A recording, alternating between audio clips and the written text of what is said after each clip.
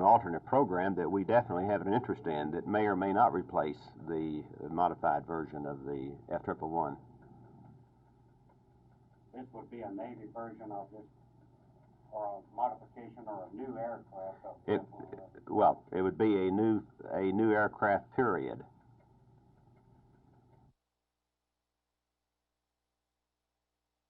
During the past few days, I've gone into one of the reasons why Dr. Rose resigned, what the coroner system is, and what we can do to change over to the more modern scientific medical examiner system. Dr. Rose is leaving. Measures are being taken to keep him, but sources close to the doctor say he will leave regardless. In some quarters, the question is being brought about as to whether there may be some professional jealousy between the medically trained medical people and the medically untrained justices of the peace in the matter of examining dead people. I asked County Judge Lou Starrett if there had been any jealousy. I don't think so. From what I understand today, most of the JPs are of the opinion that this should be done. County commissioners agree with Dr. Rose's suggestions.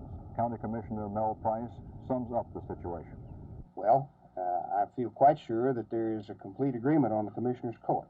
The City-County Crime Lab is in dire need of room for expansion, some upgrading, and we were in the process, believe it or not, for the last month of talking to people that have a relationship with the City-County Crime Lab and Medical Examiner System. Dr. Sprague, Dean Sprague at Southwestern Med School, Mr. Spencer, who was then chairman of the Crime Lab Board, and we were moving in a direction of trying to solve all of this problem at one time by either building a new building in close proximity to Southwestern Med School and Parkland Hospital, where these people have to work, and this also would put them in contact with the professionals of the other fields, internal medicine and so forth. So I feel quite sure that we will meet this problem with whatever is necessary to solve it, and I feel that probably now we might be able to institute a complete medical examiner system. Tomorrow afternoon, the commissioners, City Council, Hospital Board, Sheriff Decker, Police Chief Batchelor, Captain Fritz of Homicide, and other interested parties will meet here at Parkland to discuss the outcome of the coroner system and the crime lab. Until then, Carl Mayo reporting.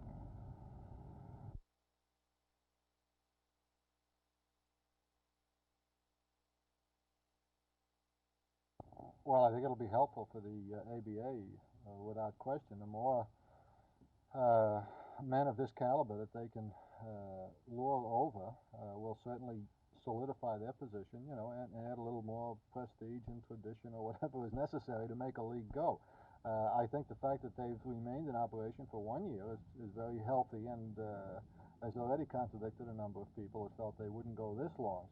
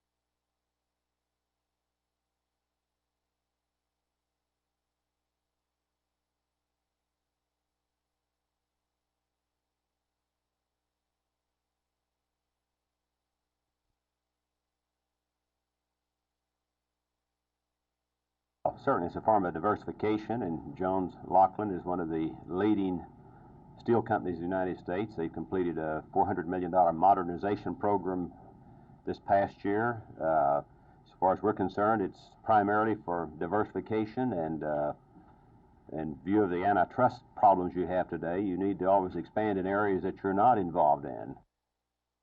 I think we can grow management to grow as we build a company. Some of the other dangers might be always attacks from regulatory agencies out of notoriety without real good fact, perhaps, but I don't consider those too serious. If you saw our financial statement a year in, you saw around $700 million in assets, and a lot of it cash and no bank credit. But on the other hand, we've reversed that position now. We probably will owe quite a bit of money to the banks for at least a short period of time.